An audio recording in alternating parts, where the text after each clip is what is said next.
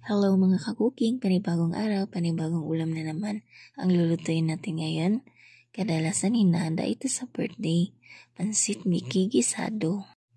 Nag-prep na ako dito ng bawang, sibuyas dahon, at yung isahog natin sa pansit like carrot, cabbage at iba pa. Hugasan muna natin yung pansit Mickey para hindi siya masyadong maalat. Isunod naman natin yung atay ng manok. Mas masarap kasi pag atay ng manok yung isahog sa pansit. Igisa na natin yung bawang at sibuyas. Pag medyo brown na ito, pwede nang ilagay ang atay ng manok, takpan at papakuluan. Ayan na, timplahan na natin ng pangpalasa. Lagyan ng oyster sauce. Naglagay din ako ng konting tubig, nor cubes, pepper, at konting toyo.